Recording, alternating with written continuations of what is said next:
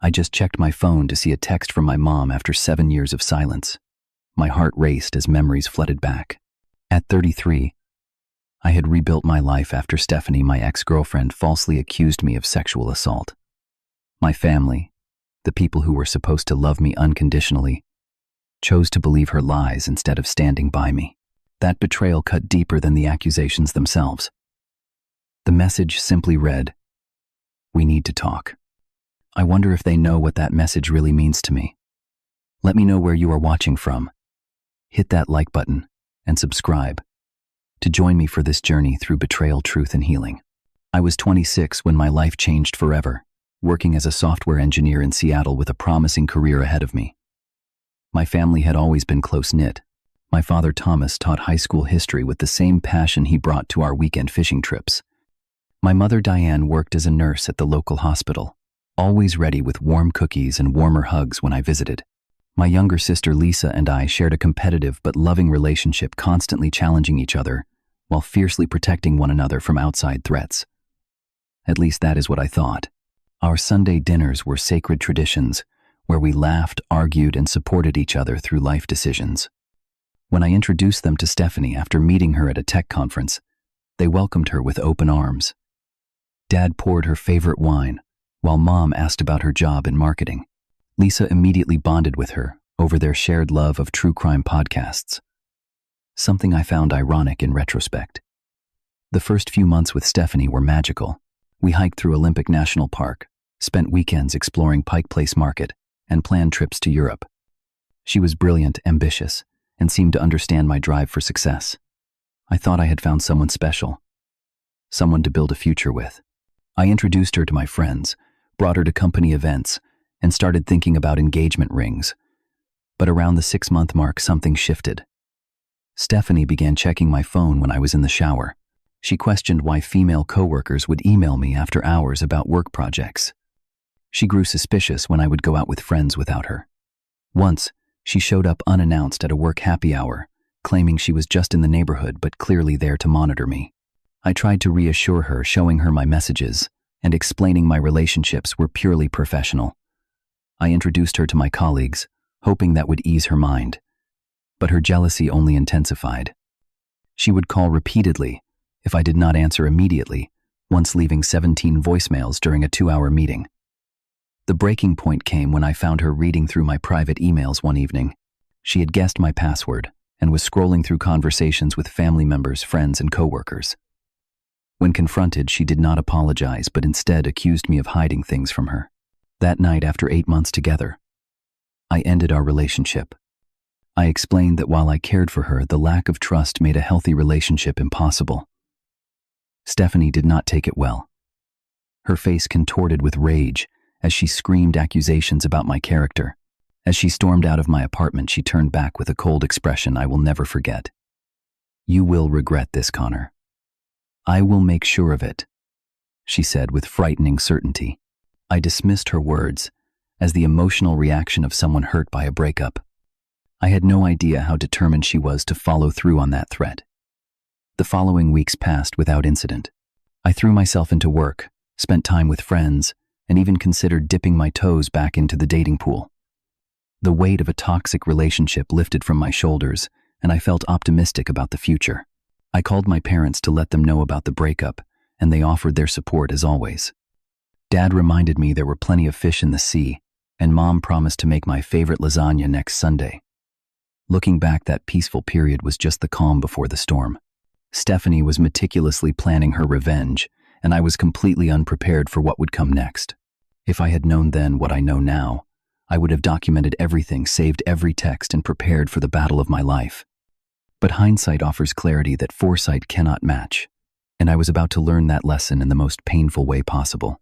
2 weeks after our breakup, I was in the middle of a meeting when 2 police officers appeared at my office. My boss, looking confused and concerned, called me out to speak with them. As I walked toward the conference room, curious glances followed me. The officers were professional but firm as they informed me that Stephanie had filed a report accusing me of sexual assault during our relationship. The floor seemed to drop from beneath me. My mind raced through every interaction we had ever had. Our relationship had been completely consensual. We had disagreements, sure, but nothing remotely resembling what she was claiming. I answered their questions in a daze, insisting on my innocence and offering to provide any information they needed. As soon as they left, I called my family in panic. Mom answered, and I could hear the immediate concern in her voice. I explained the situation through a tight throat, emphasizing that the allegations were completely false. She responded with cautious support. "We believe you, honey, but this is serious. You need a lawyer." What I did not know was that Stephanie had already reached out to my family. She had crafted a detailed, tearful story about abuse she had allegedly suffered at my hands.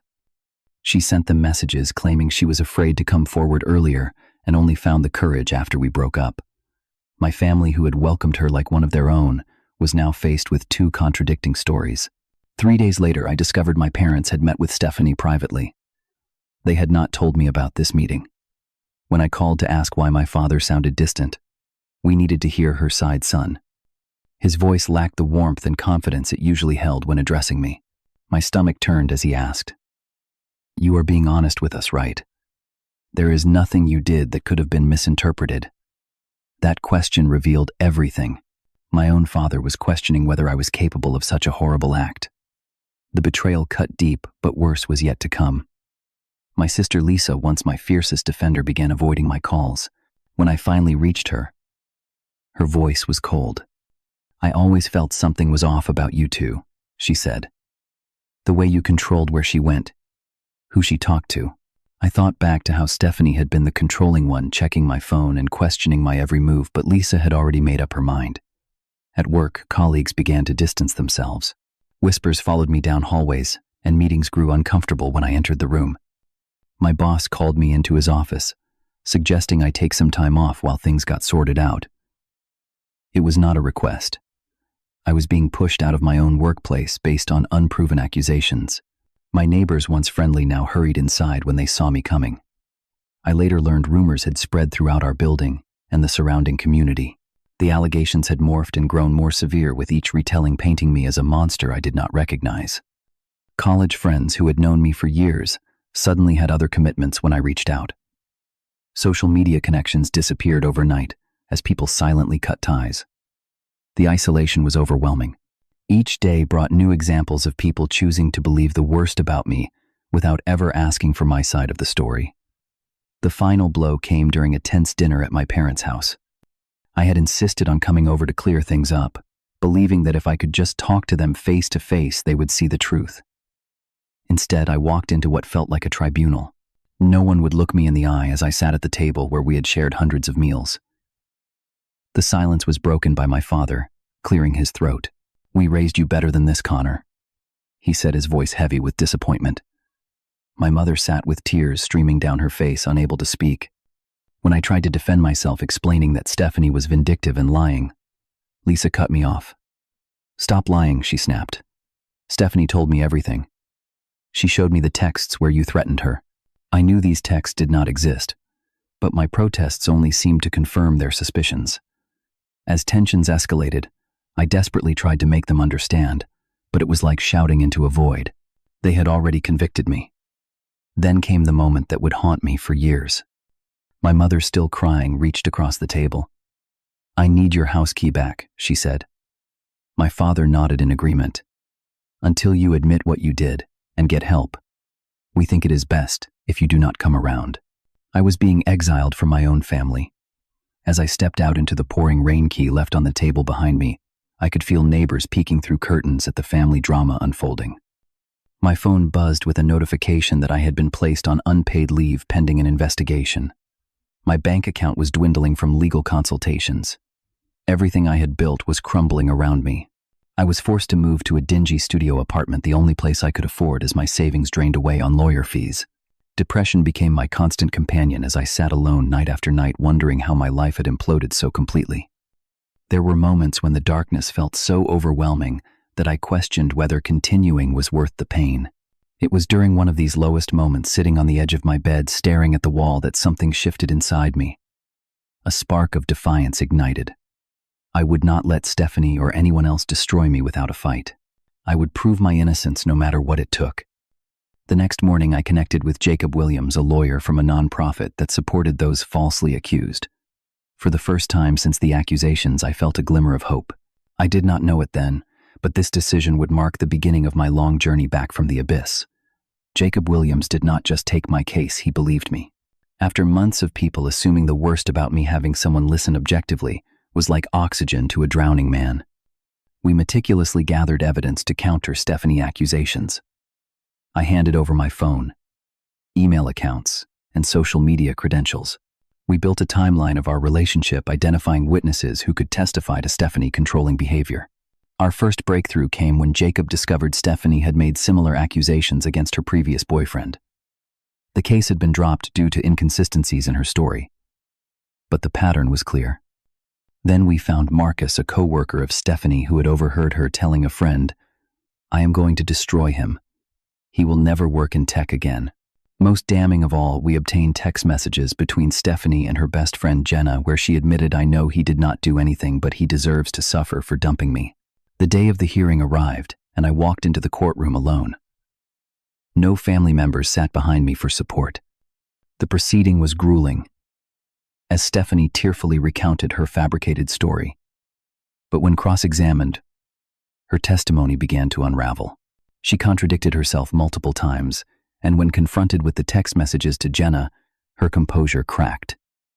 The judge dismissed the case, and the prosecutor later dropped all charges.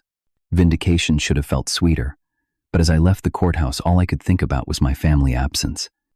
I sent them the court documents, showing my exoneration, along with a simple message. The truth came out. I hope this helps you understand. Days passed with no response.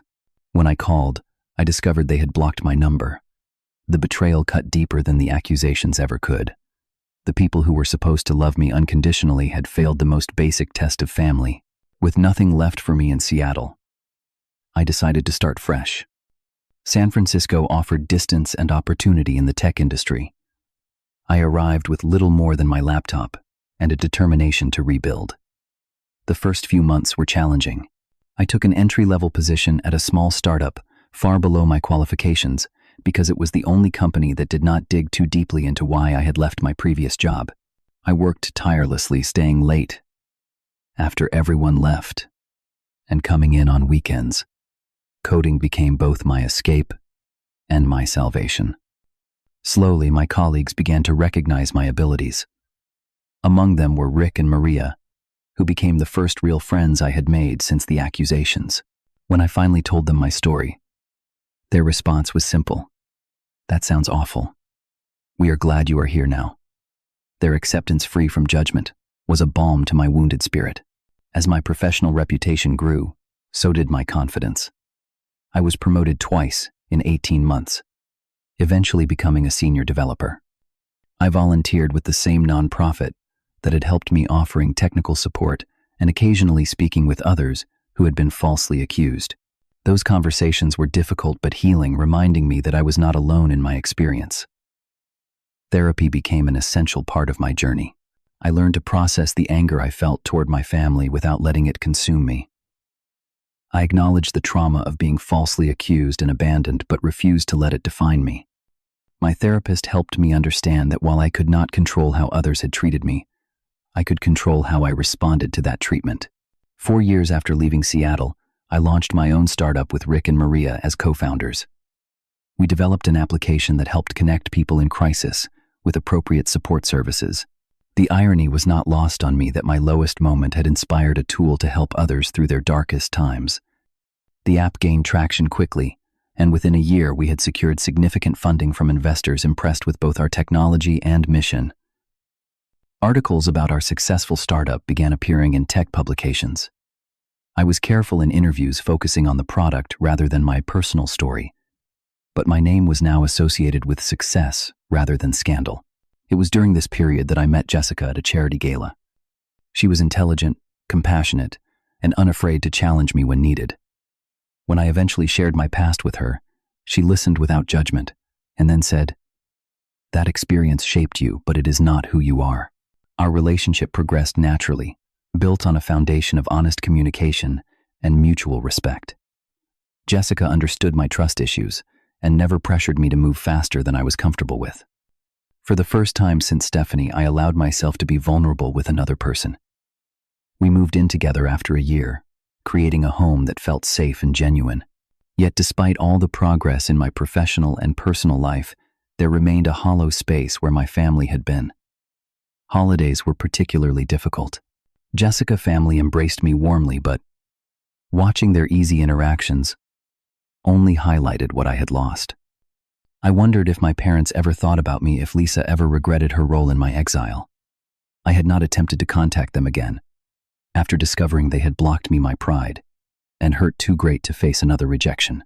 Then, 7 years after I had walked out of my parents' house in the rain, my phone lit up with a message from an unknown number.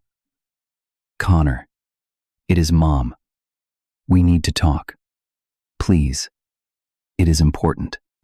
My carefully constructed new life trembled at its foundation as the past came rushing back. I stared at that message for hours, emotions warring within me. Part of me wanted to block the number immediately to protect myself from further pain. Another part desperately wanted to know what was so important after 7 years of silence. I showed the message to Jessica, who squeezed my hand and said, "Whatever you decide, I am here with you." After a sleepless night, I replied with a simple, "Why now?" The response came quickly. "Your father has stage 4 pancreatic cancer. 3 months at most. We have lost the house. We cannot afford his treatments. I found out about your company from that article in Tech Innovators. Please, Connor. I know we do not deserve it." The brutal honesty was unexpected. They had seen me succeeding, and only reached out when they needed something. My first instinct was bitter satisfaction that karma had finally caught up to them. But beneath that initial reaction was a complicated tangle of emotions I could not ignore. Despite everything, these were still the people who had raised me for 26 years before those fateful few months. I agreed to meet my mother at a neutral coffee shop. When she walked in, I barely recognized her. The vibrant woman who had baked cookies and bandaged my childhood scrapes had aged decades in 7 years. Her hair was completely gray, her posture stooped with worry. She spotted me and froze, tears immediately filling her eyes. I did not stand to embrace her. 7 years of abandonment had built walls too high for an easy reconciliation. She sat across from me, hands trembling around her cup. For several minutes, neither of us spoke. Then she began with words I had waited years to hear. "We were wrong," she whispered. "So terribly wrong. We should have believed you." She explained that 3 years earlier she had run into Stephanie at a grocery store. Stephanie, drunk and emotional, had confessed to lying about the assault. My mother had been devastated, overwhelmed by the magnitude of their mistake. But instead of immediately reaching out, they had been paralyzed by shame. "How do you apologize for something like that?" she asked, not meeting my eyes. "We destroyed our relationship with our son. We failed you completely." Every day I thought about calling, but what could I possibly say to make it right? I listened silently, allowing her to continue. She told me about my father's deteriorating health, how the medical bills had overwhelmed them. Lisa had moved back home to help care for him. They had sold most of their possessions, then eventually lost the house I had grown up in. They were living in a small apartment with Dad, too weak to work, and Mom picking up extra nursing shifts despite her own health issues. "I need you to know," she said, finally looking directly at me. "We are not just here because we need help. We have been trying to find the courage to face you for years. Your father does not even know I contacted you. He said you would never forgive us, and he did not blame you." I asked the question that had haunted me for 7 years. "How could you not believe me? Your own son." She had no satisfactory answer, only regret. She spoke of being manipulated by Stephanie, tears and detailed stories of how convincing her lies had been. But underneath her excuses, the truth was simple. When faced with a difficult choice, they had failed to stand by me. That fundamental betrayal could not be erased with explanations or apologies. Before I left, I agreed to meet with my father and Lisa. The reunion took place at their small apartment the following weekend. My father, once robust and commanding, was now skeletal and jaundiced in his recliner. Lisa hovered nearby, her eyes red-rimmed from crying. When I entered, Dad attempted to stand, but lacked the strength. Instead, he extended a trembling hand, which I took after a moment hesitation. "I am sorry, son. he said, his voice barely audible. I was wrong. So wrong. Lisa broke down, completely sobbing, as she tried to explain her own role in the family betrayal. She had been convinced by Stephanie fabricated evidence text messages that had later proven to be manipulated. She had become one of my fiercest accusers, and now the guilt consumed her. I am so sorry, Connor, she kept repeating. I should have known better. I should have believed my own brother. I sat there surrounded by the broken remains of my family, feeling strangely detached. These people were simultaneously familiar and strangers to me. I had built a new life without them, found success and love despite their abandonment. Yet seeing them suffering awakened complicated feelings of both resentment and compassion. After that visit, I spent days discussing the situation with Jessica and my therapist. The question weighed heavily. Did I owe them anything? After how they had treated me? Jessica, wise, as always, said something that helped clarify my thinking. This is not about what you owe them. It is about who you want to be. I decided to establish a medical trust to cover my father's treatments and basic living expenses. I would not give them direct access to my money, but I would ensure they did not lose more than they already had. I also set clear boundaries. We would not suddenly become a happy family again. Trust, once shattered so completely, could only be rebuilt slowly, if at all. My father passed away 4 months later, defying his prognosis slightly, but still leaving this world far too early. I attended the small funeral, standing slightly apart from my mother and sister. As people offered condolences, many were curious about my presence, unaware of both the estrangement and partial reconciliation. I gave brief, polite responses, sharing only that I was Thomas' son. In the year that followed, I maintained cautious contact with my mother and Lisa. Our relationships were fragile, rebuilding on new foundations rather than trying to recapture what had been lost. They both attended a charity event for the nonprofit that had helped me, sitting quietly in the back as I shared parts of my story publicly for the first time. Seeing them there supporting me at last closed a circle that had remained painfully open for years. Jessica and I married in a small ceremony by the bay. After much consideration, I invited my mother and sister. They came clearly uncertain of their welcome, but grateful to be included. During the reception, my mother approached Jessica with tears in her eyes, thanking her for helping me find happiness again. It was perhaps the most genuine moment we had shared since my return to their lives. Today, I run a successful company that helps others find support during their darkest moments. Jessica and I are expecting our first child, a daughter. My relationship with my mother and sister continues to evolve, neither fully healed nor completely broken. I maintain firm boundaries while allowing for the possibility of growth and change. The greatest lesson I have learned through this journey is that while family is supposed to be our most reliable support system, sometimes the family we choose proves more faithful than the family we are born into. True loyalty is revealed not during easy times, but in moments of crisis and doubt. I am determined that my daughter will never question whether her father believes in her, even when the rest of the world might not. Have you ever had someone you trusted completely betray that trust? How did you handle forgiveness, if you chose to forgive at all? This experience taught me that healing does not mean forgetting, and forgiving does not mean allowing people to hurt you again. Share your thoughts in the comments below. Subscribe to hear more stories of resilience, and hit that like button if this resonated with you. Remember, sometimes the most painful experiences lead to our greatest strength. Thank you for listening to my story, and I hope it helps anyone facing similar challenges know they are not alone.